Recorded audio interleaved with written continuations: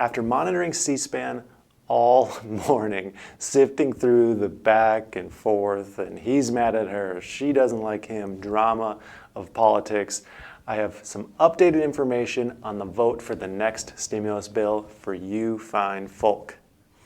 So before we get into it, let's just do a quick recap of what exactly the Hereos Act covers. It provides nearly $1 trillion to state and local governments, includes $200 billion to ensure that essential workers who have risked their lives during the pandemic receive hazard pay, includes $75 billion for coronavirus testing, includes additional direct stimulus payments of $1,200 per person and $1,200 per dependent, up to $6,000 per family. That's probably the one that you're most interested in. It extends additional unemployment through the end of the year, and then there's some special occasions that can extend it through March of next year. It adds an additional $10 billion for paycheck protection funding and EIDL grant programs for small businesses, includes $175 billion for rent and mortgage assistance, and if you're interested in that, I have a whole video all on that topic for the rent and mortgage assistance, increases funding for SNAP food assistance, and provides funding for mail-in voting. So there's a lot that this bill includes, and there's a lot of debate on it, of course. So the House of Representatives voted, and we have a pass on the $3 trillion Hereos Act. The important note here, though, is the House has a Democratic majority, and the Senate, which has not yet voted, has a Republican majority. And on that side, it's not looking as good, if I'm being completely honest. Now, I'm doing my best to present both sides here, so I'm going to point out the issues that both parties are raising. I don't want to be on one side or the other. I want to give all the facts that I possibly can and the arguments on both sides. So the Republican side basically have mounting issues with the Hereos Act, saying that it's a Democratic wish list where they threw everything they want all in one bill. The O in Heroes stands for omnibus, which, according to that logic, means a good choice because omnibus, after we Googled it the other day, means a bunch of articles, a bunch of things all put together in one. So omnibus, good choice. So in an article today, Mitch McConnell argued that the House bill was hardly salvageable in response to Nancy Pelosi saying, we're putting our offer on the table, we're open to negotiation. Basically, here's our offer, let's see where you guys are at. Now, I hate to toot my own horn, but I'm gonna, because I called this exactly yesterday. I said, if the House bill is more different than it is similar to what the Senate has in mind, the bill will probably be scrapped altogether and remade. It's just simply too hard to negotiate something once the marks are too far off. That's why you turn into this channel, because occasionally I hit the nail right on the head. So just had to point that out. So House Minority Leader McCarthy had many remarks as to why he didn't like the Hereos Act, including how the word cannabis appears more than the word job in the bill. And I checked, and that's actually true. Job appears 52 times, cannabis appears 68 times. Does that really mean anything? Not really. But he was attempting to show that the bill has other intentions than to help people and the economy. He basically went off on this bill for about 20 minutes. Then they opened it to some questions for him, and McCarthy was asked, what's the horizon for additional funding if they don't like this program? To which he said that Congress should be back in session now, looking into these things, forming committees and gathering data.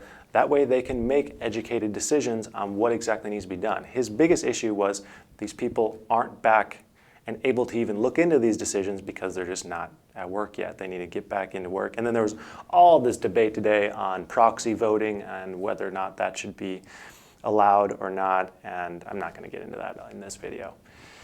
So, I mean, I can agree with what he said that, get the information, make an educated decision. That makes sense to me. Go get back to work, get the information. So, on to the Senate. What have they decided? Well, unfortunately, nothing. They're not even in session. So Senate members stated that because of the building disagreement between parties, this nearly ensures that the House, the Senate, and the White House are not going to pass another rescue coronavirus bill before Memorial Day, before the Memorial Day recess for Congress. So what does that mean? That means we likely won't get any kind of agreement until June at the earliest. So it's going to be a while, most likely, before we actually see anything. And then on top of that, will we even see another relief bill is the next logical question. Well, McConnell, during an interview on Fox News yesterday night, said that there was a high likelihood that Congress would need to pass a fifth bill, stating that I think we all believe another bill is probably going to be necessary, but I'm not prepared today to put a precise date on when exactly that'll be. Instead of increased spending, McConnell is focused on drafting liability protection legislation with Senator John Cornyn, I don't know exactly how to say that may be ready as soon as next week to take a look at. As soon as it's ready, I will 100% make a video on that. Because I'm really interested in exactly to see like what their ideas are for increased liability protection. There's so many nuances there, and that's going to be a tough one to put down on paper, I think. So that bill, according to McConnell, would create a legal safe harbor for businesses, nonprofits, governments, workers, and schools reopening weeks or months after the stay-at-home orders. So this leaves the Democratic members angry that McConnell won't even come to the negotiation table to discuss the next relief bill yet because he's working on this liability protection.